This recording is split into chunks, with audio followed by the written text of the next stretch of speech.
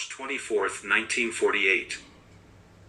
Honorable Robert A. Lovett, Under-Secretary of State, Washington 25, D.C.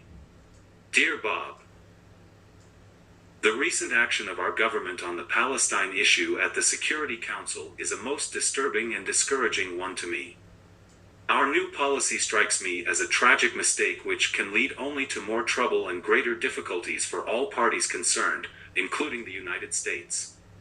In view of these implications, I feel compelled to transmit some views to you for whatever use they might serve.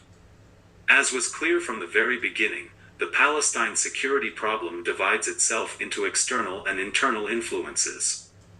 It has always been thought that the internal security problem would not be a very serious one. That judgment is still valid.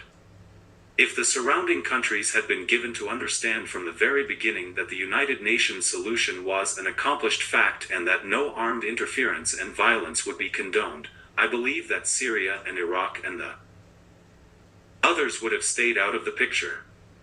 Instead, the imposition of the arms embargo by the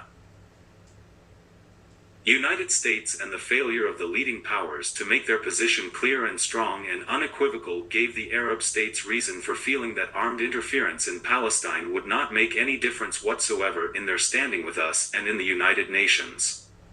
The Arab countries were, in effect, encouraged to participate in violence as a means of disrupting and changing United Nations policy. Therefore, some blame for the degree of violence is on our doorstep. I recall distinctly that much of the argument and influence exerted by those in favor of Palestine partition during the United Nations hearings was resented by our government officials. Yet the recent vacillation and then reversal indicates how important that pressure was. No matter how preponderant the evidence and great the merit, there is no point in assuming that right will somehow prevail and that continued argument for the right solution is unnecessary. Since partition was voted by the United Nations, there has been very little opportunity for those in favor of partition to continue to express their views in high quarters in our country. On the other hand, those who were against partition, including Mr. Henderson and Mr. Wadsworth, continue to have their influence felt day by day. Certainly they have the right to their judgment, and I do not in any way question their motives. Yet it was only fair that the other side should have been heard as well. Sustained critical examination of strategic, political, and economic factors would have helped avoid making what I'm fearful will prove to be a fateful mistake. The lack of effective liaison and channels of communication were in large measure responsible, in my judgment, for the acceptance of an unsound policy. There is much talk about the fact that the United States was entirely responsible for the United Nations decision on partition. In the first place, had it been so, it would be very much to our credit. Partition was and continues to be the only feasible and just solution. However, from my experience at Lake Success, the decision was not arrived at primarily as a result of United States pressure. Uncertainty on the vote did prevail until the United States asked other governments to support the plan, but you know better than I that there was no bludgeoning or great pressure brought on other countries. The United States failure on the Balkan issue and on the vote for membership on the Security Council indicated clearly at the last Assembly meeting that the United States could not have its way on any issue at any time under any circumstances. The partition plan was arrived at democratically and freely, and no one nation was responsible. Every nation in Europe, except Yugoslavia, and every British Dominion voted for the plan. It is important to keep all this in mind because the Palestine problem has been and continues to be a world problem rather than one involving only our country. It seems to me that the moral and political status of the United States is most seriously undermined by our turning away from partition and advancing the proposal for temporary trusteeship. No doubt there were many factors taken into account earnestly in arriving at the latest policy. Yet to the layman it appears as though we have backed down in the face of armed interference by small nations to upset the will of the United Nations. We as a major power, the strongest power on the face of the earth, must believe in peaceful and democratic solution of international problems, or we must abandon the whole concept of right rather than might in the settlement of international issues. All over the world, free men are increasingly discouraged. The prestige and status of the United Nations has been lowered further than ever by our action. Since last Friday, there are rumblings that the whole United Nations Secretariat is talking of resigning and going into some activity with greater promise. If the new proposal of the United States truly had strong prospects of a peaceful solution, then this severe blow to the United Nations could be weathered.